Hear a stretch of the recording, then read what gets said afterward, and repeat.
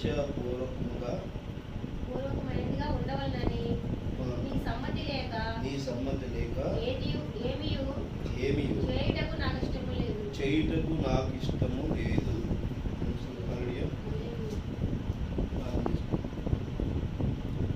పరలోకమైందండి, పరిశుద్ధమైందండి, కుమారుని యేసయ్య,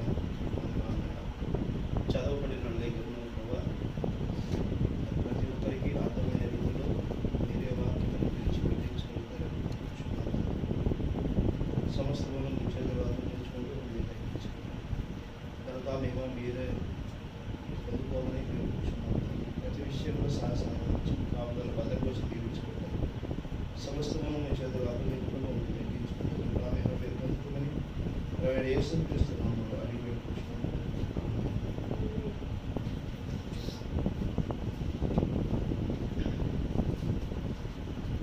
హల్లెలూయా. ఈ గొప్ప సమయంలో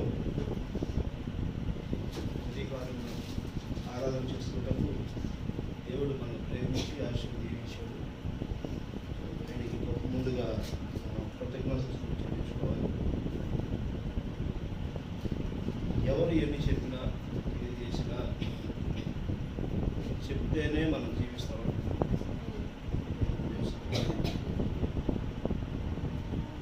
మన శ్వాస పీల్చుకోవడం మనమే చేస్తేనే మనం జీవించాలి. అవునా?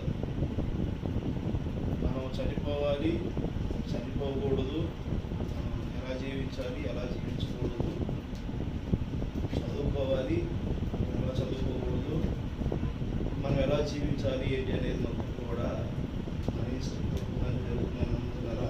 ఆమె జరుగుతున్నారా? నమ్ముతున్నారా? ఎవరు చెప్పింది ఎవరు చేయరు.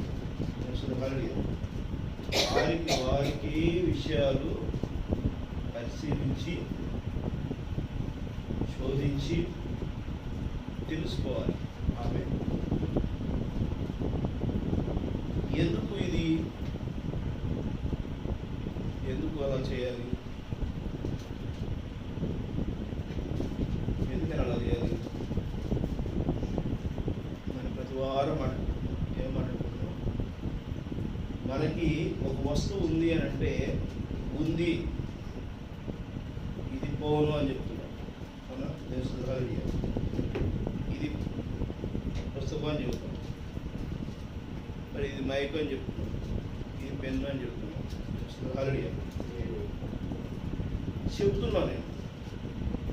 ఇది పెన్ను లేకుండా డాక్యుమెంటేషన్ ఒక పెన్ను అంటే మనం కదా హరిగా సంధ్య నమ్మిద్దా? హలో, ఉందా? చెప్పు. ఒక పెన్ను ఉందా? ఇదిగో పెన్ను నమ్ముతావా?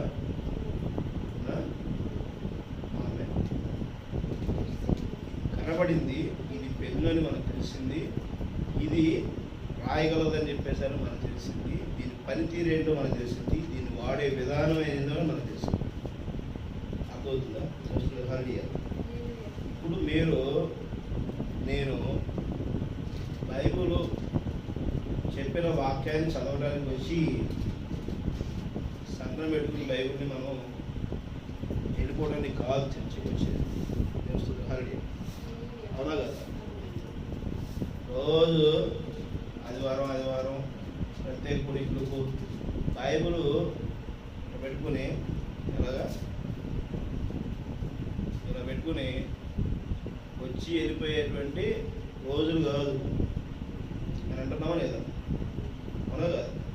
హల్లెలూయా. ఇదేనా ఇప్పుడు మనం చేయాల్సింది? ఇదేనా ఇప్పుడు జరుగుతుంది? ఇదేనా జరగబోయేది? దేవుడు నిర్ణయించింది ఏంటి? దేవుడి ప్రణాళిక ఏంటి? హల్లెలూయా. మీరు గమనించండి, నేను వాక్యం ప్రతిసారి నేను చాలా క్లియర్ చెప్తాను. మనకి రోడ్డు మీద ఇప్పుడు మనం చూస్తే బయట చెట్లు కనబడుతుంది. అవునా?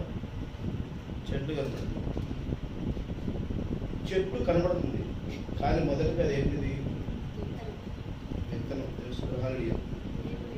మొదటిగా విత్తనం. అది ఆ కనబడిన విత్తనం అక్కడ ఉందా? లేదు. మొక్క అయింది, చెట్టు. హల్లెలూయా.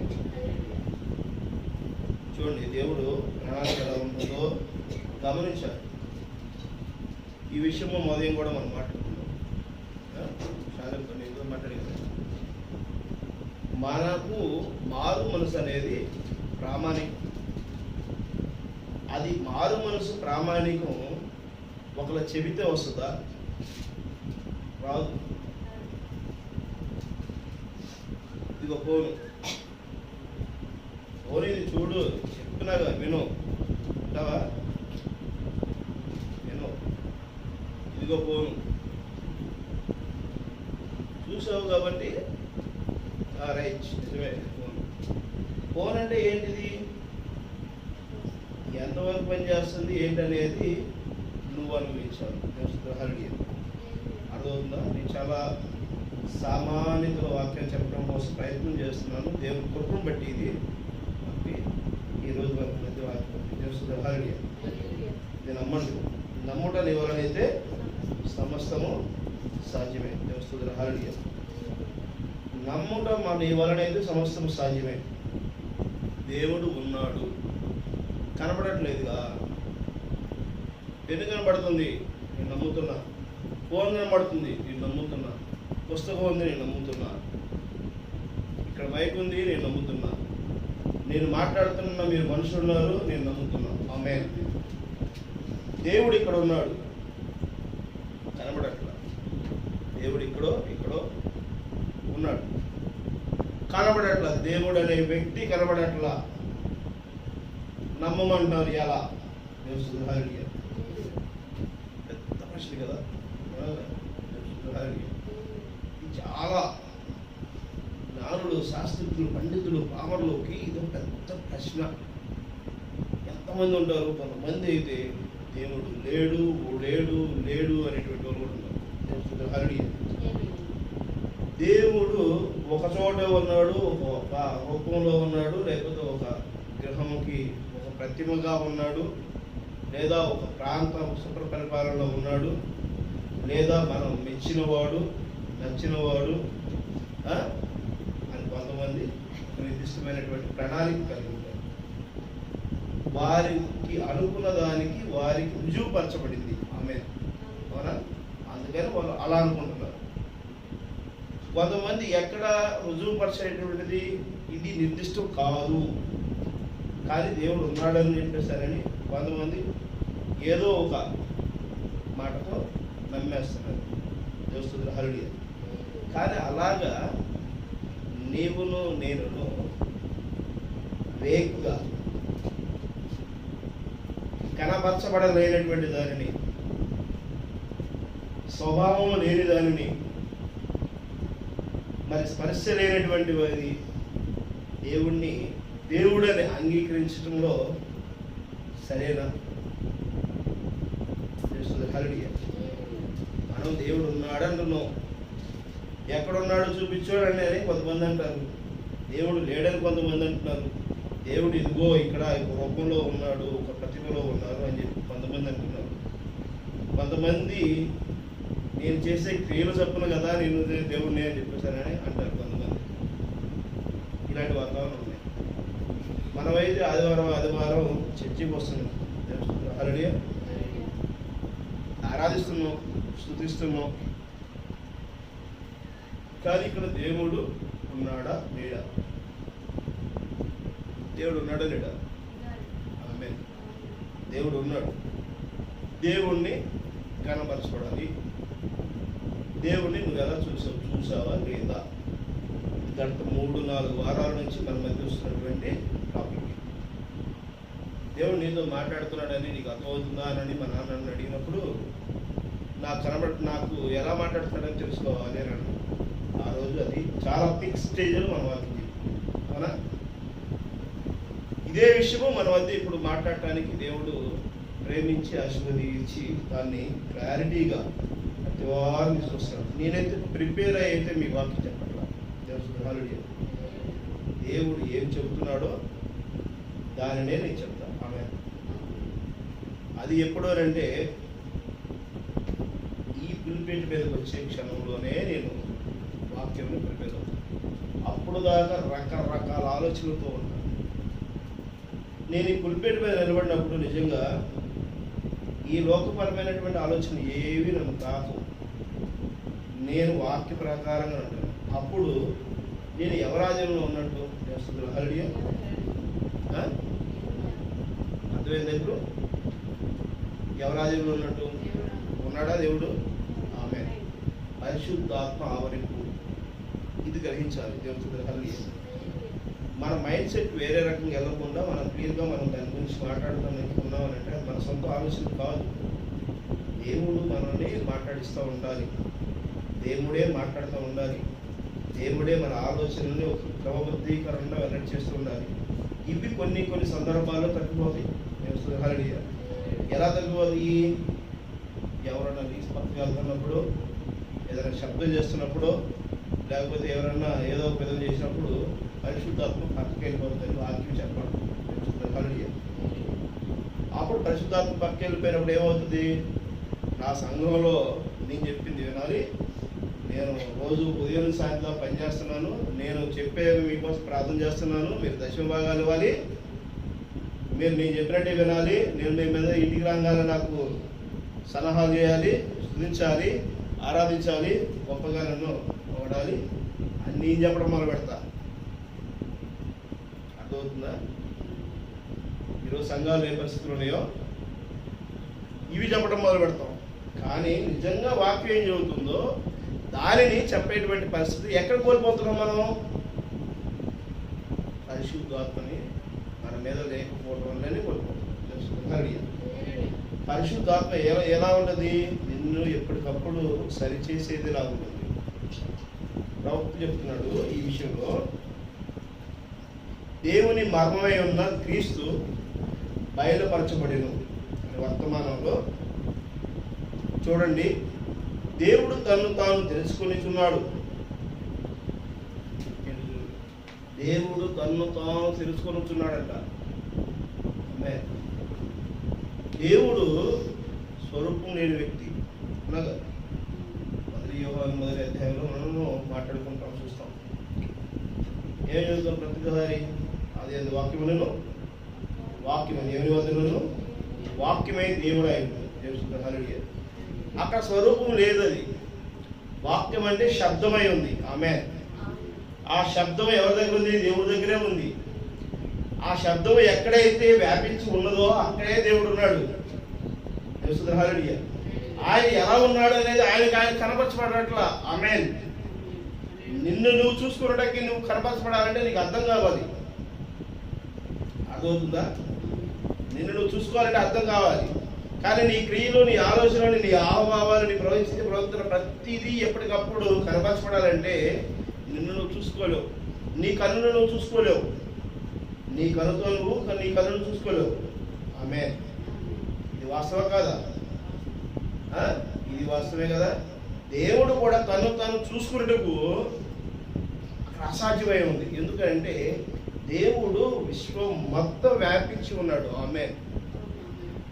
ఆయన చూసుకున్నట్టుకు అవకాశం లేదు. కాబట్టి తన స్వరూపము చొప్పున మానవుని నిర్మించాడు. ఆమేన్. ఆయనను బట్టి ఆదాముని నిర్మించడానికి ఏం కావాలి? మెటీరియల్ కావాలి. ఆకారం తయారు చేయాలంటే. అవునగా? విశ్వం మొత్తం వ్యాపించింది. గాలిలోను, అగ్నిలోను, శబ్దంలోను, నీటిలోను, మరి భూమి మీదను, మన్నులోను వ్యాపించిన దేవుడు కనపరచబడాలంటే ఏం కావాలి? అది కనపరచబడాలంటే హల్లెలూయా. ఎవరు ఏం కావాలి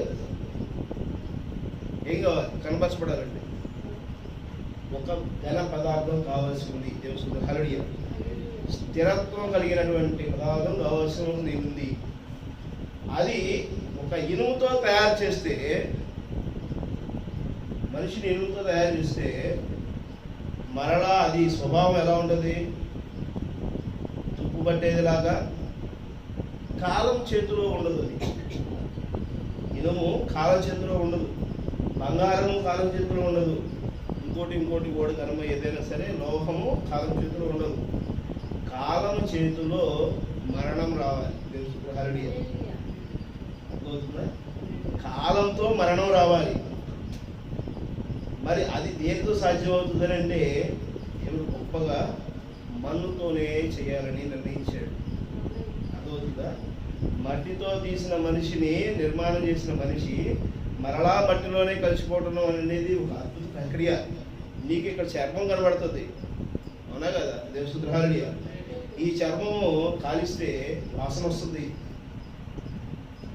కవరుపోతుంది.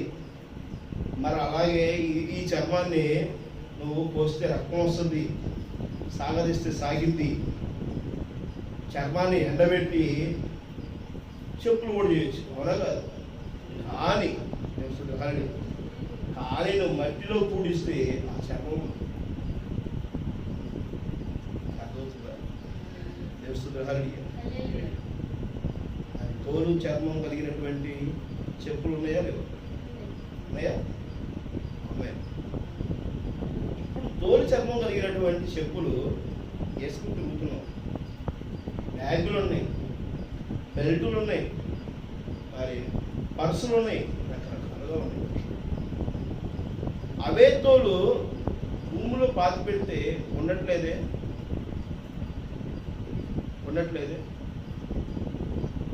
ఏమైపోతుంది? కొంతమంది మేధావులు శాస్త్రజ్ఞులు ఎవరైనా అంటే ఏమంటారు సార్? భూమిలో పురుగు తిరుగుతుంది. ఆ పురుగులు తినే కీటకాలని, ఆ కీటకాలు తినే సూక్ష్మజీవులని, వాటిని నిర్వీర్యం చేయగలిగేటువంటి శక్తి అందుకే ఉంది. ఆ మన్నులో నుంచి తీసింది ఆ మన్నులోనికే మళ్ళీ కలిసిపోతుంది.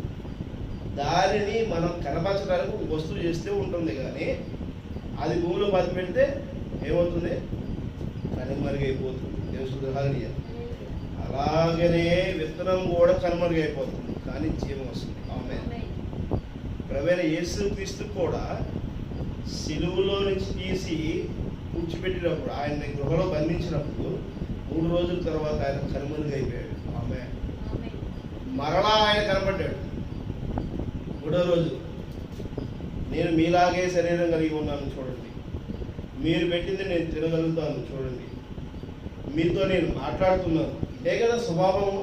ఆమేన్. ఇదేనా స్వభావం? మనిషి బతుకున్నాడు అని అనడానికి స్వభావం అదే కదా. అలా కాకుండా దెయ్యాలు భూతాలు తిరుగుతుంటాయి భూమి మీద. అవి కనబడవుగా, అవి వాళ్ళు పట్టుకోవాలని కుదరదుగా, కానీ శక్తి పనిచేస్తూనే ఉంటుంది. ఆకారంగా మనకు అక్కడ ఏదో దూరంగా కనబడింది అనుకో, దాన్ని మనం తాకాలనుకుంటే ఆగదు, దానిలో అర్థమవుతుందా? దేవసుద్రహాలుడి, ఇలాంటి విషయాలన్నింటిలో కూడా ఆయన ఏం చేయాలనుకుంటాడంట? ఏం చేయాలనుకుంటాడేనా?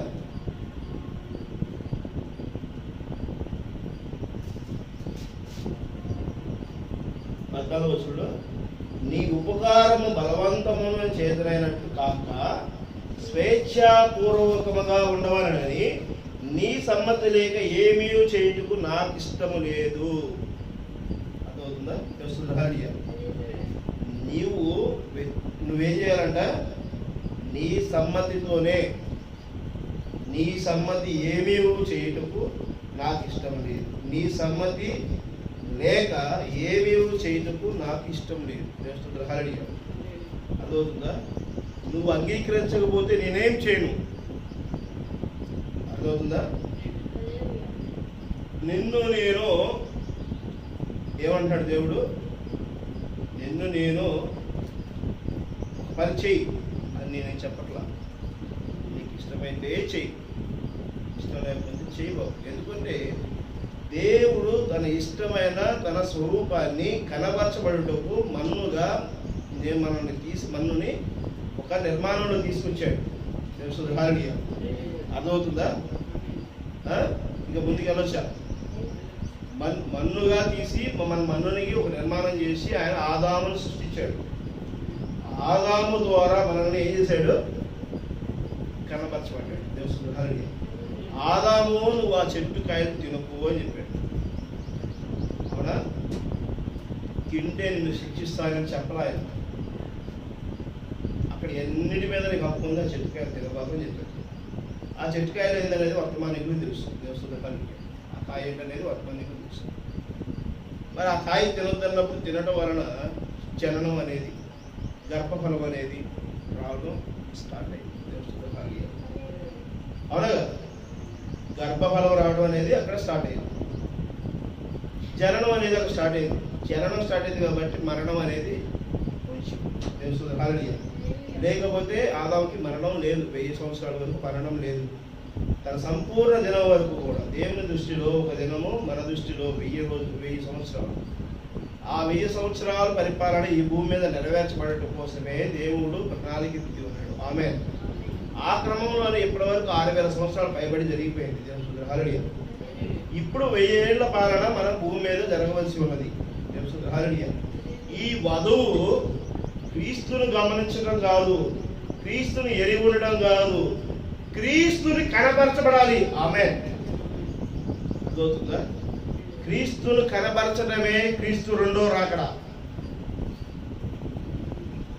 క్రీస్తు రెండో రాకడ అంటే ఏంటి? దేవుడు వస్తున్నాడు, దేవుడు వస్తున్నాడు, మా దేవుడు వస్తున్నాడు, గొప్ప కార్యం జరుగుతుంది, గొప్ప కార్యం జరుగుతుంది. దేవుడు రావడం ఎప్పుడు స్టార్ట్ అయింది? 48లోనే స్టార్ట్ అయింది. 1948లోనే దేవుడు రావడం స్టార్ట్ అయిపోయింది. మేఘంగా దిగి వచ్చాడు. ఆమేన్. ఇది కనబడలేదా? కనబడింది. రెండో రాకడ రాలేదు రాలేదు రాలేదు రాలేదు రాలేదు రాలేదు రాలేదు అందరూ రెండో రాకడ వచ్చిందంటలో ఇక్కడ స్టార్ట్ అయింది. ఆమేన్. అర్థమవుతుందా? స్టార్ట్ అయింది. వధువు కనపరచబడుతుంది. ఆమేన్. వధువు కనపరచబడాలి. ఎలా కనపరచబడాలి? ప్రభువైన యేసుక్రీస్తు గుణగణాలను కనపరచబడాలి. ఆమేన్. దేవుడు ఏ ప్రణాళిక చెప్పుకున్నాడో ఆ ప్రణాళికని నువ్వు కలిగి ఉండాలి. ఆ వాక్యము వాక్య రీతిలో నువ్వు ఉన్నప్పుడు నువ్వు పలకబడినదే వాక్యం అవుతుంది. ఆమేన్. వధువు పలకబడితే సమస్తము సాధ్యపడాలి. ఆమేన్. చూడండి ఇక్కడ, ఇప్పుడు ఆయనకు నేను ఒక ఖైదీగా జీవించి జీవితంలో ఆయన నాడి కొట్టుకునిచున్నది. ఆమేన్. మనం ఎవరికి బందీలో అయ్యామో మనం? ఎవరికి బంధువులు అయ్యామో మనం? దేవుని బందీలో అయ్యాం. దేవుడు హల్లెలూయా. ఏంటిది దేవుని బందీలో అయ్యామో అని అంటారు? కరెక్ట్ అనేది. దేవుడికి ఎందుకు బందీలో అయి ఉండాలి మనం? దేవుని బందీలు ఎందుకు అయి ఉండాలి? దేవుడు హల్లెలూయా. గోధుమ మొక్క నుంచి వచ్చిన విత్తనము గోధుమ మొక్కకి బందీ అయి ఉంది. ఆమేన్. ఆ విత్తనము గోధుమ మొక్కకు సాదృశ్యమైన బందీ అయి ఉంది. కాబట్టి గోధుమ మొక్క విత్తనము, ఆ విత్తనం భూమి మీద నాటినప్పుడు మరలా గోధుమ మొక్కనే అది ప్రతిబింబిస్తుంది. అర్థమవుతుందా? దాని గుణగణాలు అక్కడ బందీ అయి ఉన్నాయి. మరి నువ్వు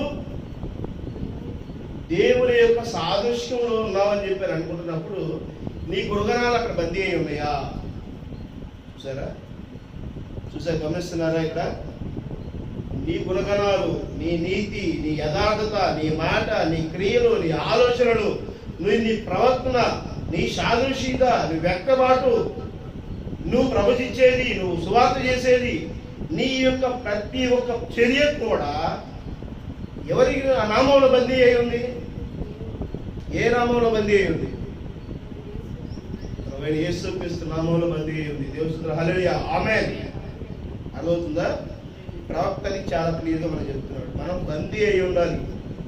ఎందుకనంటే ఒరిజినల్ సీడ్ అది నువ్వు అంటం కాదు, నిరూపించబడాలి. దేవుడు హల్లెలూయా. కనబరచబడాలి, ప్రకాశించాలి, ప్రకటించాలి. దేనికి ఎలా ఉండాలి? నువ్వు ఆ స్ట్రాంగెస్ట్గా నువ్వు ఉండటం అనేది నీకుగా నువ్వు ఉండాలని నేను చెప్పడం కాదు, నువ్వు నేర్చుకోవడం కాదు. దేవుడు హల్లెలూయా. ఏం చూస్తున్నాడు దేవుడు అక్కడ? ఏం చూస్తున్నాడు అక్కడ? ఏం చెప్తున్నాడు? నీ ఉపకారము బలవంతమనే చేతులైనట్టు గాక. అర్థమైందా? నేను నీకు జీవం ఇచ్చాను కాబట్టి, నీకు ప్రాణమును పోశాను కాబట్టి, నీ నాసికరంధ్రంలో జీవాత్మను ఊదాను కాబట్టి, ఉపకారము బలవంతము చేతులైనట్టు కాక స్వేచ్ఛాపూర్వకమైనదిగా ఉండమని నువ్వు. ఆమె అర్థమవుతుందా? నేను నీకు జీవం ఇచ్చానని చెప్పేసి నువ్వు నాకు ఉండటం కాదు, నీ స్వేచ్ఛ చొప్పున, నీ ఆలోచన చొప్పున, నీ క్రియల చొప్పున నీవు కనపరచబడాలి. ఆమె ప్రవీణ యేసుక్రీస్తు చేశాడా? మరి చేశాడా లేదా? ఆమె అందుకనే ఆయన రాజులకు రాజు మహాప్రభు మరి మొదటి కుమారుడై ఉన్నాడు. దేవస్తుతులు హల్లెలూయా. ఆయన సిలువలో మరణమును జయించిన వాడిగా మిగిలి ఉన్నాడు. ఆమేన్. అందుకే ఆయన ఉన్నాడు మరణాన్ని జయించిన వాడిగా. 2000 సంవత్సరాలు పైబడి ఆయన మరణమును కలిగి ఉన్నప్పటికీ ఆ వాక్యము ఎక్కడ కూడా ఆగట్లేదు. ప్రపంచం మొత్తం వ్యాపించుకుంటా ప్రతి ఒక్క దీవిలోకి, ప్రతి ఒక్క దీపకల్పంలోకి చొచ్చుకుపోయింది. హల్లెలూయా. ప్రతి వ్యక్తిని తాగుతుంది. యేసుక్రీస్తు దేవుడు అనటం కాదు, దేవుని యొక్క స్వరూపంలో నువ్వు ఉన్నది వధువు స్థిరపరచబడాలి. ఆమేన్. ఇది ప్రపంచం సంఘముగా స్థిరపడపరచాలి. సంఘమంతా, ప్రపంచమంతా వ్యాపించిన సంఘములో నీవు ఒక అణువై ఉన్నావు.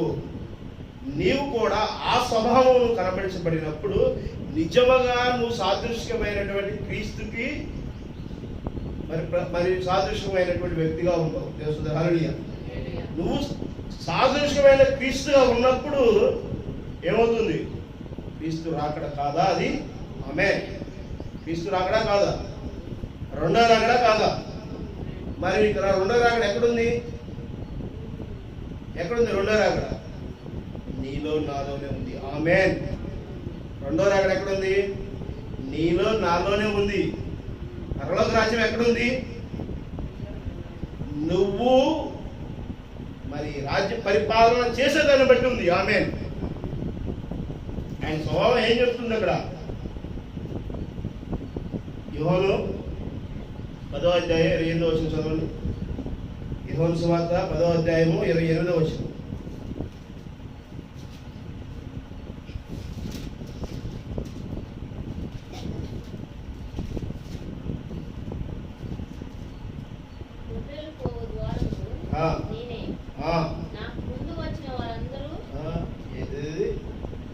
యోహాను సువార్త 10వ అధ్యాయము 28వ వచనం.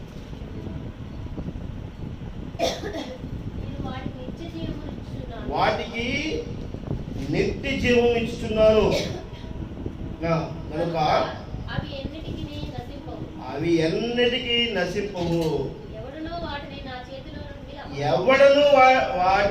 నా చేతిలో నుండి అపహరింపడు. ఆమేన్. అర్థమైందా? హల్లెలూయా. చదవండి.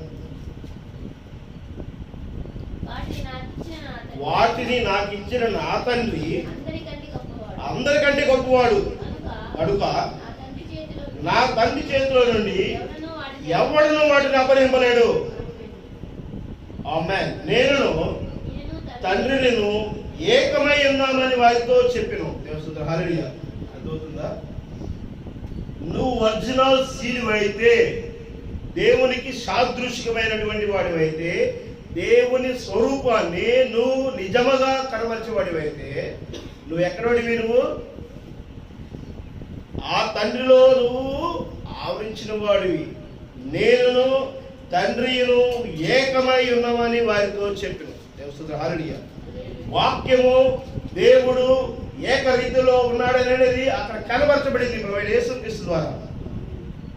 వాక్యము నీవును ఏకమై ఉన్నామని చెప్పేసి అని కనబరచబడవలసి ఉంది ఈ రోజులో. దేవస్తుతులు హల్లెలూయా. అర్థమవుతుందా? వాక్యముతో నువ్వు ఎప్పుడు మమేకం అవుతావో అప్పుడు దేవుడు నీలో నుంచి బయలుపాటుని కనబరుస్తాడు. దేవస్తుతులు హల్లెలూయా. అర్థమవుతుందా? అది ప్రవక్త క్లియర్గా, మరి ప్రవక్త దేవుడి ద్వారా చెప్పినటువంటి ప్రవక్తలు ఎంతమందో ఎన్ని రకాలుగా ఉండొచ్చు. మరి 7వ దూతలో చేతుల్లోకి ఆ వర్తమానము ఎందుకు ఇవ్వబడింది? 7 ముద్ర ప్రత్యక్షత ఎందుకు ఇవ్వబడింది? బ్రహ్మము అంత క్లియర్గా ఎలా చెప్పగలిగాడు? ఆయన సొంతంగా ఏ ఆలోచన చెప్పలా, సొంతంగా ఏ మాట చెప్పలా. ఆయన ఉన్న విషయాన్ని ఉన్నట్టుగా చెప్పాడు. దేవుని హల్లెలూయా. ఆ విషయాలను నీవు కలిగి ఉండాలంటే పరిశుద్ధాత్మని వెంబడి ఉన్నప్పుడు, ఆ పరిశుద్ధాత్మతో నువ్వు మాట్లాడేటప్పుడు, నువ్వు కనబరిచేటప్పుడు, నీ క్రియల ద్వారా, నీ ఆలోచనల ద్వారా ప్రతిదీ ఆయన మీద నువ్వు డిపెండెన్సీ అయి ఉండాలి. దేవుని హల్లెలూయా.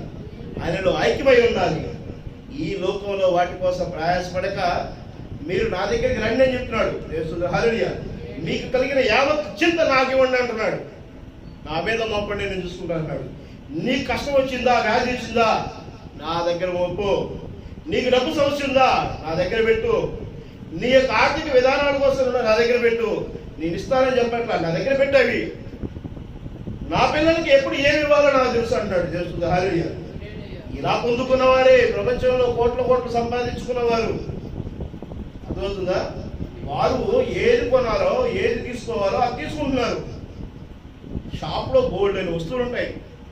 నీకు నచ్చిన వస్తువు కొనుక్కుంటావా, లేకపోతే షాప్ వాడు ఇచ్చేది కొంటావా? అర్థమవుతుందా? హల్లెలూయా. కాబట్టి ఇక్కడ నేను ప్రార్థన చేస్తున్నా. దేనికోసం ప్రార్థన చేస్తున్నాను? స్వస్థతల కోసం ప్రార్థన చేస్తున్నా. ఆమేన్. నీకు ఇస్తున్నా స్వస్థత అనేటువంటి దాన్ని నువ్వు కొనుక్కుంటున్నావు. అక్కడ అంతా అయిపోయింది. డబ్బు అనేదాన్ని నువ్వు కొనుక్కుంటున్నావు, నీకు అంతా అయిపోయింది. నీ ఆస్తి కొనుక్కుంటున్నావు, అయిపోయింది. నీ గొప్పతనాన్ని నువ్వు కొనుక్కుంటున్నావు. నేను నీ గొప్ప బతకాలంగా ఉన్నాను, నా గొప్ప స్థానం దేవుడా ఇచ్చేశాడు. దానికోసం నువ్వు ప్రార్థన చేస్తుంది ఇచ్చేశాడు. కానీ వధువు ఏం కోరుకుంటుంది? నువ్వు వధువు అయితే ఏం కోరుకోవాలి? నిత్య జీవము. దేవుని హల్లెలూయా. ఆ నిత్య జీవంలో ఏమై ఉండాలి? నేనును నా తండ్రిని ఏకమై ఉన్నాం. ఆమేన్. నేను దొంగవలే వచ్చి తలుపు తడతా. తలుపు తట్టినప్పుడు ఎవరైతే తలుపు తీస్తారో వారు నాతోనూ, నేను వారితోనూ ఆ తండ్రి సింహాసనం వద్ద భోజనం చేస్తావు అంటాడు. ఆమేన్. ఆలే కోసం నువ్వు కనుక వర్తమానం కలిగి ఉంటే, దానికోసమే నువ్వు సంఘంలోకి వస్తే, దానికోసమే చర్చిలోకి వస్తే ఏం కలిగి ఉండాలి? మనం ఏం కలిగి ఉండాలి? డబ్బు కలిగి ఉండాలా మనం? ఆస్తి కోసం కలిగి ఉండాలా మనం? గొప్పతనం కోసం కలిగి ఉండాలా మనం దేనికోసం కలిగి ఉండాలి? నిత్య జీవం కోసం కలిగి ఉండాలి. ఆమేన్. ఆ నిత్య జీవం రాకుండా నువ్వు చనిపోతావా? ఆ నిత్య జీవం రాకుండా నువ్వు అపవాస పాలు కాబడతావా? దేవుడు ఇస్తాడు అవకాశం ఎవరికన్నా? ఆ నిత్య జీవాన్ని నువ్వు నమ్మిన అడుగులో వేస్తున్నప్పుడు నీకు వ్యాధులు నీ దగ్గరికి వస్తాయా? తాత్కాలికమైన వ్యాధులు నీ దగ్గరికి వస్తే, తాత్కాలికమైనటువంటి సమస్య నీ దగ్గరికి వస్తే వాటిని నిర్వీర్యం చేయగలిగే దేవుడు నీ దగ్గర లేడా? ఆమేన్.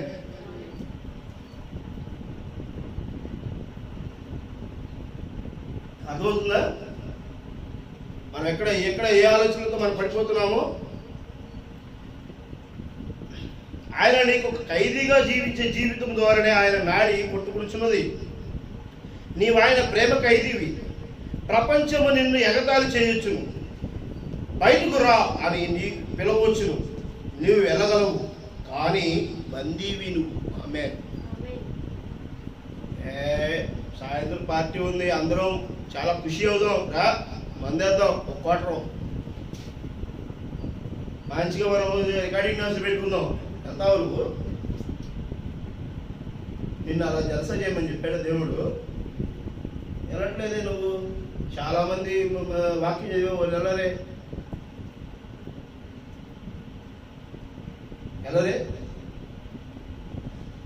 తెలుస్తుంది. హల్లెలూయా. రేపు పొద్దున ఓటేయాలి. వేయకూడదా? ఈ లోకరాజ్యంలో నువ్వు ఉంటున్నావు కాబట్టి నీ అధికారాన్ని, రాజుని నువ్వు గౌరవించమని వాక్యం చెబుతుంది. ఆమేన్. ఈ లోకంలో జరిగేటువంటి పరిపాలనను గౌరవించాలి. ఎందుకంటే ఈ పరిపాలన మన ముందు కనబరచబడుతుంది. ఆమేన్. కానీ కనబరచబడనటువంటి పరలోక రాజ్య పరిపాలన మన మధ్యనే ఉంది. నీవు ఉన్నావు అనేది ఎంత వాస్తవమో, నీ చుట్టూ ఉన్న బంధాలు ఏమున్నాయని ఎంత వాస్తవమో, నీ చుట్టూ సామ్రాజ్యం ఉన్నది ఎంత వాస్తవమో, వీటన్నిటినీ దేవుడు ఏర్పాటు చేసింది. ఆమేన్. దీనిని నువ్వు ఏం చేస్తున్నావు? అమ్ముకోకూడదు. నీ సరైన నాయకత్వాన్ని నువ్వు ఎన్నుకోవాలి. హల్లెలూయా. అర్థమవుతుందా? నువ్వు ఎక్కడో స్వల్పంగా నువ్వు తనఖా పెట్టుకున్నావా, అమ్మినుకున్నావా, ఎక్కడ తొలగించావా, అప్పుడు ఏమవుతున్నావు నువ్వు? వారు నీ మీద ఆధిపత్యాన్ని కనబరిచే పరిస్థితి వస్తుంది. దేవుని హల్లెలూయా. అవసరంలో మనకి ఈ క్రియ, భూమి మీద ఉన్న క్రియ చేయడానికి దేవుడు అనుమతి ఇచ్చాడు కాబట్టి నువ్వు ఉండాలి, నువ్వు రుచి చూడాలి. ఈ భూలోక సంబంధమైనటువంటి అన్నిటినీ నువ్వు చూసి జయించవలసి ఉన్నది. ఆమేన్. అవుతుందా? ప్రభువైన యేసుక్రీస్తు నీ మాదిరిగా నా మాదిరిగానే ఆయన శరీరధారుడిగా భూమి మీదకి వచ్చాడు. నీ మాదిరిగా నా మాదిరిగా ఆయన శరీరంలోని రక్తము ప్రవహించింది. నీ మాదిరిగా నా మాదిరిగా ఆయనకి హృదయం ఉన్నది. నీ మాదిరిగా నా మాదిరిగా హృదయం ఫంక్షన్ చేసింది. ఆ రక్త ప్రసరణ జరిగే విధంగా అన్ని చేసింది. నీ మాదిరిగా నా మాదిరిగానే ఆయనకి అవయవాలు పనిచేసినవి. నీ మాదిరిగా ఆయన నా మాదిరిగా ఆయన కూడా మరణానికి అప్పగింపబడ్డాడు. హల్లెలూయా. కానీ నీ మాదిరిగా నా మాదిరిగా ఆయన అవినీతి దగ్గరికి రానివ్వలా. నీ మాదిరిగా నా మీదుగా ఆక్రమణను నీ దగ్గరికి రానివ్వలా. వ్యభిచారాన్ని దగ్గరికి రానివ్వలేదు. అబద్ధాలను దగ్గరికి రానివ్వలేదు. దుర్భాషలు ఆడటం నీ దగ్గర ఆయన దగ్గరికి రానివ్వలేదు. కుళ్ళు కుతంత్రాలు రానివ్వలేదు. అహంకారం రానివ్వలేదు. వాటినన్నిటిని ఆయన జయించాడు. ఆమేన్. మరి నువ్వును నేను ఏముండాలి మరి? అర్థమవుతుందా? దేవుని హల్లెలూయా. కొంతమంది అనుకుంటారు మన సొంతంగా ఆలోచన కలిగి జీవిస్తున్నప్పుడు వీళ్ళేంటి అహంకారం ఉన్నారు, వీళ్ళేంటి అట్లా ఉన్నారు ఇట్లా ఉన్నారు అనుకుంటారు. దేవుని హల్లెలూయా. మనం ఏం అవసరం లేదు అలా. వాళ్ళు అనుకుంటున్నారని చెప్పి మనకు కనపరచాల్సిన అవసరంలా. నువ్వు నేను అలా అనుకుంటే మరి దేవుడు కొన్ని వేల కోట్ల మంది జనాభా దూషిస్తారు. అసలు దేవుడు ఉన్నాడా అని ఆ కష్టం కలిగినప్పుడు, అలా బాధేసినప్పుడు ఈ క్షణంలో ప్రపంచంలో కొన్ని వేల మంది రోడ్డు ప్రమాదాలు కనపడుతున్నారు. ఎన్నో మంది మరణానికి దారితీశారు. ఈ క్షణంలో ఇప్పటికిప్పుడు ప్రపంచంలో కొన్ని వేల కోట్ల మంది చనిపోయేవారు, బతికేవారు, సమస్యలతో, కొట్లాటలతో, తగులతో, మనశ్శాంతి లేక, వేదనతో, జలసాలతో రకరకాలుగా ఉన్నారు. కానీ నువ్వు నేను అయితే దేవుడు ప్రేమించి ఆశీర్వదించి తనను కనబరుచుకున్నట్టు మరి దారి చూపినటువంటి ప్రణాళికను గుర్తెరుగుడులో నీవు నేను ఇక్కడ ఉన్నావు. ఆమేన్. అర్థమైందా? ఈ గొప్ప విషయాలు మనం తెలుసుకునేటువంటి పరిస్థితిలో ఉన్నాం. కానీ తెలుసుకున్న విషయాన్ని వెంబడించమని చెప్పేశారని మనం చెప్పడం తప్పనించి, నేను మీకు చెప్పడం తప్పనించి, మీరు తెలుసుకునే కోసం మేము ముందు ఉంచడం తప్పనించి ఇది చెయ్యాలని దేవుడు చెప్పట్లేదు. దేవుని హల్లెలూయా. నీకు నువ్వుగా తెలుసుకో. ఆమేన్. నీ స్వ ఆలోచనలతో నువ్వు ఏం చేయాలి? తెలుసుకుని, గ్రహించి, పరిశోధించి, పరీక్షించి నువ్వు కనపరచబడు. దేవుని హల్లెలూయా. అర్థమవుతుందా? ఇక్కడ దేవుడు ఉన్నాడు అని చెప్పేసానని ఇక్కడ కూర్చొని నిన్ను పూజించమని నేను చెప్పట్లా. నేను అర్థమవుతుందా? పూజించమని నేను చెప్పట్లేదు. దేవుడు ఉన్నాడు అనేది అన్ని నువ్వు ఎలా చేయాలి? ఇవి ఉన్నవి, ఇది నిజము, కనబడుతుంది, సాక్షిగా నువ్వు తెలుసుకున్నావు. నీవే దేవునికి సాదృశ్యమైనటువంటి మానవ రూపమై ఉన్నావు. ఆమేన్. కాబట్టి దేవుని గుణగణాలను అతిక్రమించేవాడిగా కాకుండా, దేవుని గుణాలను అపహాస్యం చేసేవాడి కాకుండా, దేవుని యొక్క స్వారూప్యాన్ని నువ్వు హేళన చేసేవాడివి కాకుండా జీవించవలసి ఉన్నది. అర్థమవుతుందా? దేవుని హల్లెలూయా. నీతిలోను, యథార్థతలోను, తగ్గింపులోను, ప్రేమపూర్వకంలోను, మరియు తోటి వారిని పట్ల కృపా సమాధానంతోనూ నువ్వు సాదృశ్యమైన జీవితాన్ని కలిగి ఉండాల్సినది. వాక్యం ఎప్పుడు అదే బయలుపడి చేస్తుంది. ఎక్కడో ఒక చెప్పింది చెయ్యాలి అని చెప్పట్లా వాక్యం. అర్థమవుతుందా? నిన్ను నువ్వు కనబరుచుకోవాలి. దేవుని హల్లెలూయా. ప్రభువైన యేసుక్రీస్తు కొత్త నిబంధనలు కనబరిచాడు. ఆమేన్. మరి నువ్వు వధువు 7 ముద్ర ప్రత్యక్షతను కనబరిచింది. ఆమేన్. ఈ ప్రత్యక్షతలోనే నీ జీవితం ఉంటుంది. అర్థమవుతుందా? వధువు కనపరచబడాలి. పాత నిబంధనలకు సాదృశ్యంగా కొత్త నిబంధన సాదృశ్యంగా 7 ముద్రల ప్రత్యక్షత.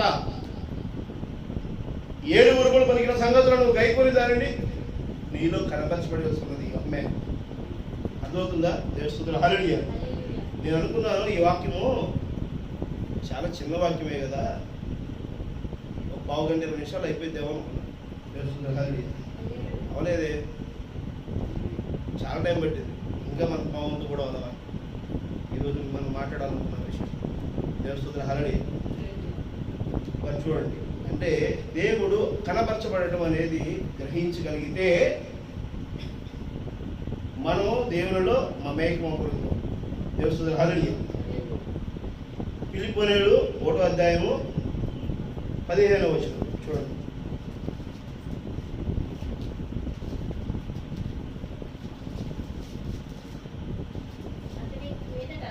అతడు ఇక మీదట దాసుడుగా ఉండక దాసుని కంటే ఎక్కువ వాడుగాను ప్రియ సహోదరుడుగాను విశేషముగా నాకును శరీరమునకు ప్రభువు విషయమునకును మరియు విశేషమునకు నీకును ప్రియ సహోదరుడిగా నీ యొద్ద ఎల్లప్పుడూ ఉండుట కాబోలు. అతను కొద్ది కాలం నిన్ను ఎడబాసి ఆయన యందు నిన్ను నీ యందు ఆయనను కనబరచబడటం కోసమే ఆయన కొద్ది కాలం ఆయన నిన్ను విడిచిపెట్టాడు. దేవస్తుతులు హల్లెలూయా. అర్థమవుతుందా? నీ మీద ప్రేమ లేక కాదు, నీ మీద మక్కువ లేక కాదు, బాధ్యత లేక కాదు, నీకు వ్యాధిని ఇవ్వడానికి అవకాశం ఇచ్చింది. దేవస్తుతులు హల్లెలూయా. నీకు రోగం వచ్చిందంటే నీ మీద ప్రేమ లేక కాదు ఇచ్చింది, నువ్వు కనబరచబడటం కోసం అవకాశం ఇచ్చాడు. దేవస్తుతులు హల్లెలూయా. అర్థమవుతుందా? ఒక పరీక్ష మన ముందుకు వచ్చినప్పుడు అబ్బా ఎంత పరీక్షలు వచ్చేసినాయి, అబ్బా ఈ ప్రశ్నలకు సమాధానం రాయడానికి చదవాలి, నేర్చుకోవాలి, అవగాహన కలిగి ఉండాలి, రాయాలి అని అనుకుంటే పాస్ అవుతావు నువ్వు. ఆ విజయాన్ని నువ్వు తాకాలి అంటే ఈ పరీక్ష రాయాలి. అమ్మే, నువ్వు దేవుడిలో మమేకం అవ్వాలంటే ఈ వీటిని నువ్వు జయించాలి. దేవస్తుతులు హల్లెలూయా. అర్థమవుతుందా? నువ్వు వ్యాధిని జయిస్తే కదా దేవుడు నీకు వ్యాధిని జయించే శక్తి ఇచ్చాడంటే గమనించేది. నీ కోరికన సమస్య దేవుడి పట్ల సమస్యలు నిన్ను చుట్టుముడుతున్నాయనంటే దేవుడు ఆశీర్వచనం ఉందని. దేవస్తుతులు హల్లెలూయా. నేనైతే నమ్ముతున్నా. ఆమేన్. నన్ను సమస్యలు చుట్టుముట్టుని ఆర్థిక ఇబ్బందులతో కొట్టుమిట్టాడాను. ఎంతో మంది ఎన్నో రకాలుగా నేను చాలా మంది జనాభాలో డబ్బులు ఇవ్వాల్సి ఉంది కూడా. దేవస్తుతులు హల్లెలూయా. కానీ వారందరికీ కూడా ఒక రోజున నేను వారి డబ్బులు నేను ఇస్తాను అని నమ్మకంతో నేనున్నాను. వాళ్ళు కూడా ఇస్తాడో ఇవ్వడో అని చెప్పి రకరకాలుగా అనుకునే వాళ్ళు ఉన్నారు, ఇస్తాడనుకునే వాళ్ళు కూడా కొంతమంది ఉన్నారు. నేను నమ్ముతున్నా వారందరికీ నేను చెల్లించగలుగుతున్నా. ఆమేన్. అర్థమవుతుందా? దేవస్తుతులు హల్లెలూయా. దానికి కూడా వాక్యం ఏం చెబుతుంది? మార్కు సువార్త 10వ అధ్యాయము 21వ వచనం. 10వ అధ్యాయము 21వ వచనం.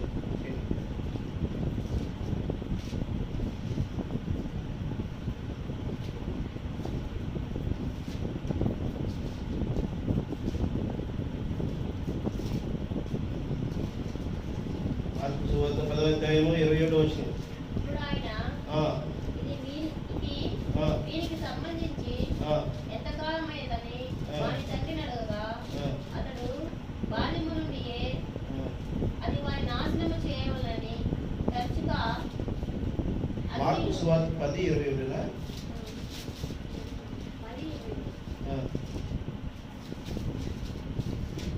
10వ అధ్యాయము 21వ వచనం.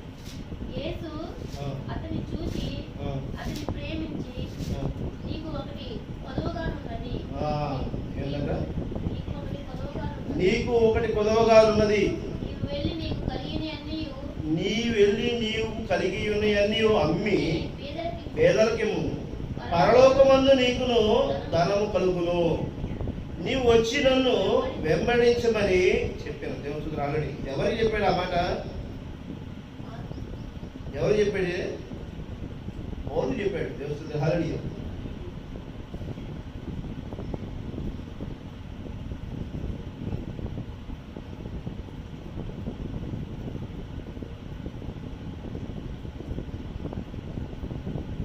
ఎవరు చెప్పాడు అన్నమాట?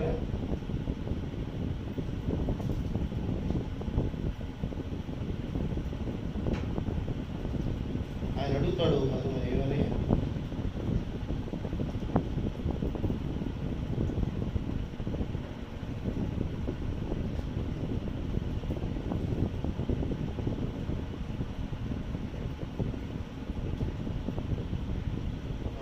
ఆయన బయలుదేరి మార్గం వెళ్ళిపోతుండగా ఒకటి పరిగెత్తుకుని వచ్చి ఆయన ఎదుట మోకాళ్ళుని సద్బోధకుడా నీ నిత్య జీవం 17 వచ్చింది 10వ అధ్యాయం 10వ వచ్చింది. సద్బోధకుడా నిత్య జీవములకు వారసుడవుటకు నేనేమి చేయుదును అని ఆయన అడిగాను. యేసు, నన్ను సత్పురుషుడినని ఎలా చెప్పుచున్నావు? దేవుడిక్కడే గాని మరి ఎవడనూ సత్పురుషుడు కాడు. ఆమేన్.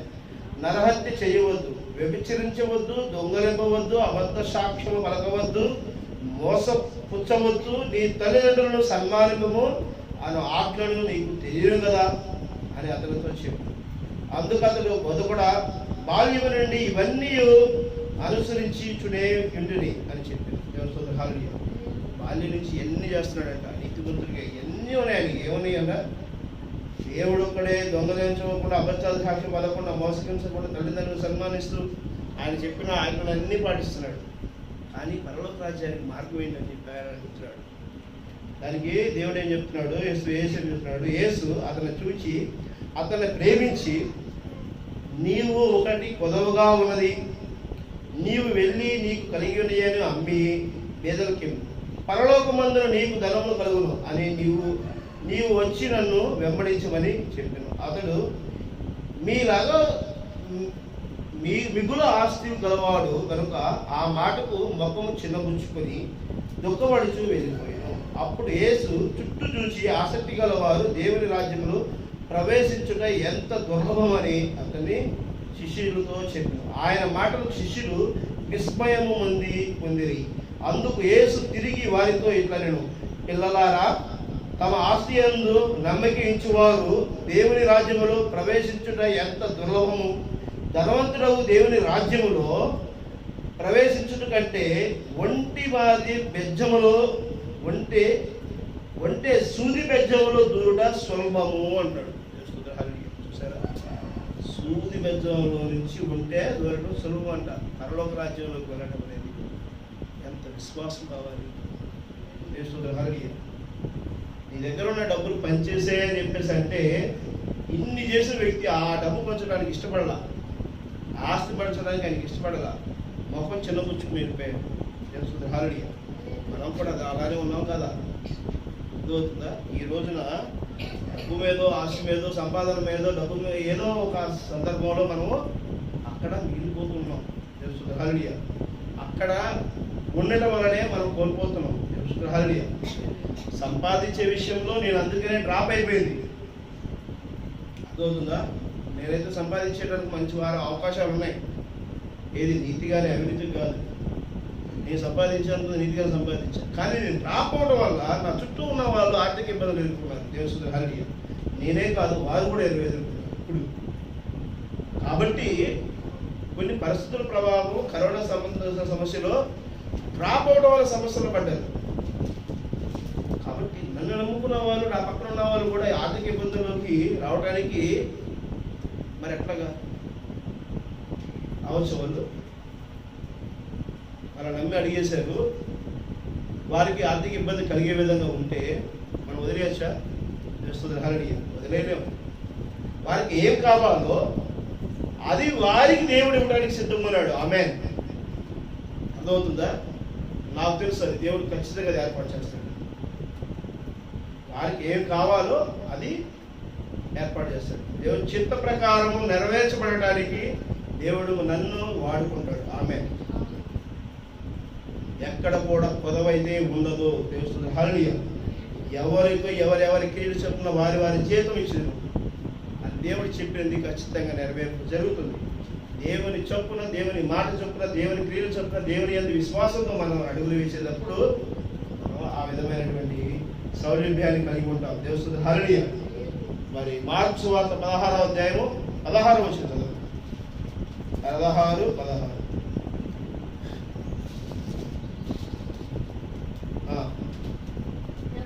నమ్మి బాప్తిసం పొందువాడు రక్షింపబడును, నమ్మిన వానికి శిక్ష విధింపబడను. నమ్మని వానికంట, నమ్మని వానికి శిక్ష విధింపబడదు. నమ్మిన వారి వలన ఈ సూచిక క్రియలు కనబరచబడును. ఏమనగా నా నామము దెయ్యములు వెళ్ళగొట్టుదురు, కొత్త భాషలు మాట్లాడుదురు, పాములను ఎత్తి పట్టుకుందురు, మరణకరమైనదేది త్రాగిన వారికి హాని చేయదు, రోగముల మీద చేతులుంచినప్పుడు వారు స్వస్థత పొందురని వారితో చెప్పిన. ఆమేన్. ఈరోజు మరి వేల కోట్ల లక్షల కోట్ల ఆస్తులు ఉన్న వాళ్ళు మరణాన్ని జయించగలుగుతున్నారా? మరి ఆయన ఉన్నది నీకు అమ్మేసి ఇచ్చేసేసి నా వెంబడించని చెప్పేసారంటే ఆయన మొహం చిన్న పుచ్చుకుని వెళ్ళిపోయారు. మరి ఆయన అది నిజంగానే దేవుడికి పరలోక రాజ్యానికి వారు వారసులుగా ఉండాలని కోరుకున్న వారు అది అన్నిట్లో ఆయన బాగానే ఉన్నాడు. ఒకటి కొత్తవై ఉందంట. ఏంటది? నీకున్న దాన్ని పేదలకి అమ్మి పేదలకు ఇచ్చేయమని చెప్పినటువంటి దాన్ని ఆయన వినకలేక, జీర్ణించుకోలేక, దానిని అనుభవించలేక, దానికి ఇష్టపడలేక మొత్తం చిన్నపుచ్చుకుని వెళ్ళిపోయాడు. అది గనక చేస్తే ఏ పరిస్థితిలో ఉంటాడు ఆయన? ఏ పరిస్థితిలో ఉంటాడు? రోగుల మీద చేతులు ఉంచినప్పుడు వారు స్వస్థత పొందురు అని వారితో చెప్పిన. మరణకరమైనది ఏది తాగిన వారికి హాని చేయదు. మరణకరమైనది ఏది తాగినా వారికి హాని చేయదు. మరణం వారి దగ్గరికి రానివ్వదు. పరలోక రాజ్యంలో మరణం లేదు కదా. మరి ఈ లోకంలో నువ్వు కూర్చుకోవడం కంటే ఆ పరలోక రాజ్యంలో కూర్చుకో అని చెప్తున్నాడు దేవునికి స్తోత్రం. హల్లెలూయా. అర్థమవుతుందా? దేవుని ఎంత శక్తి స్వరూప్యము మన మధ్యనే ఉందో మనం దాన్ని కనబరచబడాలి. దేవుని హల్లెలూయా. మనం తెలుసుకోబడాలి, మనం గ్రహించగలగాలి. ఇది నీకు చెప్పితే కాదు, ఇది గుర్తు చేసుకున్న దాన్ని, ఇది నువ్వు చేయగలుగుతావు లేదా అనేది నీలో వాక్యం ఎత్తుకుని నువ్వు వెంబడించినప్పుడు, ఎవరిని వెంబడించినప్పుడు? నీ హృదయంలో వాక్యం ఎత్తుకుని నువ్వు వెంబడించినప్పుడు. ఆమేన్. ఇప్పుడు ప్రవీణ యేసుక్రీస్తున్నాడా? ఆమేన్ అన్నాడా? నీ హృదయంలో ఈ వాక్యం ఎత్తుకుంటున్నావు. ఆయన నిన్న నేటి నిరంతరం ఏకరీతిలో ఉన్నాడు. వాక్యం రూపంలో ఆయన ఉన్నాడు. ఇప్పుడు నీతో ఉన్నాడు. ఆమేన్. అందులో ఏదో కనపరచబడటం. దేవుని హల్లెలూయా. ఇంత సామాన్యతలో దేవుడు మన మధ్య ఉంటే మనం దేవుని గమనించలేక ఎక్కడో ఒక ప్రతిమలో, ఎక్కడో మనిషి రూపంలోనో, ఎక్కడో ఒక మన యొక్క సమస్య పరిష్కరించేటువంటి వ్యక్తి రూపంలోనో, ఒక రాజ్యంలోనో, ఒక నీతిలోనో, ఎక్కడో ఒక చోట మనము ప్రతిష్ఠిస్తున్నాం. అర్థమవుతుందా? ఎక్కడ ప్రతిష్ఠించాలి మనము? దేవుడు మరణాన్ని జయించే శక్తి ఇచ్చాడని మనము విశ్వాసం మీద ఉంచాలి. ఆమేన్. మనం దేని మీద కలిగి ఉండాలి? మన అడుగులు, మన ఆలోచనలు, మన ప్రవర్తన, మన యొక్క మరి సువార్త దేని మీద ఉండాలి? విశ్వాసం మీద ఉండాలి. దేవుని హల్లెలూయా. గమనించారా?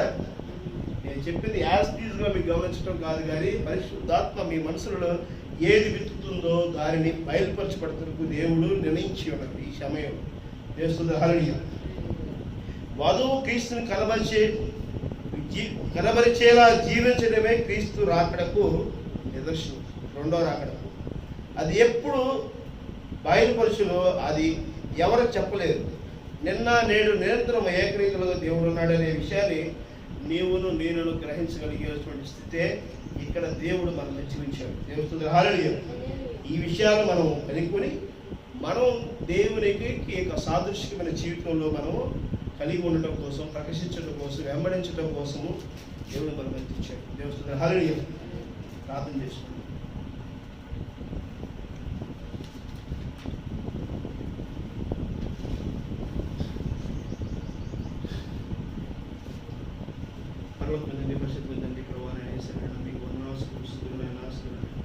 స్తోత్రం తండ్రి, స్తోత్రమైన ఎవరో ఏదో ఆలోచనలు ప్రభావ మా మీద ప్రభావితం చేసినప్పటికీ కూడా వాయి కాదు నాయన, మీ చిత్తానుసారముగా ఏది ఉన్నదో ప్రభా, మీ ప్రణాళిక ఏది ఉన్నదో ప్రభా, మీ రాజ్యం వైపు మేము అడుగులు వేటుకు ప్రభా, మీ యొక్క ప్రభా కృపా సమాధానము ప్రభా మాకు ఏర్పరచబడినదని మేము నమ్ముతూ ప్రభా మేము అడుగులు వేటుకు మా యొక్క జీవనాన్ని కొనసాగించుటకు మీరే ప్రభా మమ్మల్ని నడిపించండి. ఇదిగో నాయన, ఈ లోకంలో వాటి కోసం ప్రయాసపడక ప్రభా, మీ యొక్క రాజ్య సంపదలో ప్రభా మేము పాలుభాసులకు, మీ రాజ్యంలో మీరు పాలుభాసులకు మీ కృప దయచేయండి. సమస్తమును సకలపరచుకోవాలని కోరుకుంటున్నాం తండ్రి. ఇటువంటి సాతాన శక్తులు మా మీద ప్రభావితంగా దీవించండి తండ్రి. ఇదిగో పలకబడినటువంటి ప్రతి మాట ప్రభా, ఇదిగో నేను సంఘంలో ప్రతి బిడ్డ మనసులో హృదయంలో నీరు కట్టి ఫలించడానికి మీ కృప దయచేయండి తండ్రి. ఆ వాక్యము వారు గ్రహించి వాక్యాన్ని వెంబడించి బిడ్డగా తీర్మానం చేయండి తండ్రి. ప్రభా వారికి ప్రభా మీ యొక్క నామంలో ప్రభా ఆశీర్వదించబడటకు ప్రభా మీ కృప దయచేయండి తండ్రి. ప్రభా మీ యొక్క సాదృశ్యమైన జీవితంలో ప్రభా సంఘ సభ్యులు నేను ఉండటకు సహాయం చేసి దీవించడానికి కోరుకుంటున్నామా తండ్రి. ప్రభా అదేవిధంగా ప్రభా ఈ శబ్ద యంత్రం ప్రతి బిడ్డను దీవించండి. ఈ చుట్టుపక్కల ఉన్న వాళ్ళందరూ కూడా పేరుగా దీవించండి. ప్రతి విషయంలో మీ యొక్క సహాయశాఖలు అందించగలుగుతారని కోరుకుంటున్నాం తండ్రి. సమస్తమును సకలపరచండి తండ్రి. ఇదిగోనైనా మీరు చెప్పేటువంటి ప్రభా నిత్యమైనటువంటివి ప్రభా, జీవం ఇచ్చేటువంటివి ప్రభా నిత్య సమాధానం కలిగినవి, ప్రేమపూర్వకమైనవి తండ్రి. ప్రభా ఇదిగోనైనా ప్రతి మాట ప్రభా నీ బిడ్డలకు ప్రభా చేరుటకు సహాయం చేసి దీవించండి. ప్రభా ఇదిగో నా దగ్గరికి ఎవరి రావాలన్నా మీరు ఆకర్షిస్తేనేనైనా అని ప్రభు యేసుక్రీస్తు సెలవిచ్చినటువంటి లేఖనమును బట్టి ప్రభా మేము ఈరోజు మననం చేసుకుంటున్నాం తండ్రి. సంఘంలో ప్రతి బిడ్డ చేరుటకు ప్రభా, దానికి కూర్చోబడటకు ప్రభా మీరే ప్రభా ఆశీర్వాదం దీవించండి అయినా. చుట్టుపక్కల వారిని కూడా పేరును దీవించండి అయినా. వారికి కావాల్సిన అవసరాలు అక్కర్లు తీర్చండి. ఎవరైతే సమస్యల కోసం ప్రార్థించమని ప్రభా వారి మనసులో ఆలోచన కలిగి ఉన్నారో వారి కోసం మేము ప్రార్థిస్తున్నాం తండ్రి. వారి ప్రభా ఆ సమస్యలు పరిష్కారం కాబడి ప్రభా ఇదిగోనైనా మరి మీ యొక్క ప్రార్థన వలన, మీ ప్రార్థన వింటూ మరి ఆ వాక్యానికి మీరు లోబడిన వారిగా జీవించటం వలన ఈ సమస్య మేము పరిష్కరించుకోబడినాము. దేవుని నామములు ఇది ఆశీర్వదించబడినదని ఒక రోజున ప్రభా ఇగో ఈ యొక్క పులిపేట నుంచి ప్రభా ఇక్కడ ఆ సాక్ష్యం ప్రకటించుటకు ఆ బిడ్డలని ప్రభా దీవించండి నేను. ప్రభా మీ కృపాస్తరంపించండి. మేము అనుకున్న ఆలోచన కాదు కానీ ప్రభా మీ నిమిత్తం, మీ ఆలోచన నిమిత్తం, మీ క్రియలతో మీ యొక్క ఆలోచనల నిమిత్తం ప్రభా ఇక్కడ ఏమైతే మీరు నెరవేర్చడానికి ప్రభా మమ్మల్ని ఏర్పరచుకున్నారో ప్రభా అది కనబరచబడటకు సహాయం చేసి దీవించండి నాయన. మీ కృపా సమాధానమును ప్రభా మాకును కూడుకున్న చెరుడుకును ప్రభా దయచేయగలుగుతారని కోరుకుంటూ ప్రభు యేసుక్రీస్తు నామములో అడిగి పెట్టుకుంటున్నాము తండ్రి.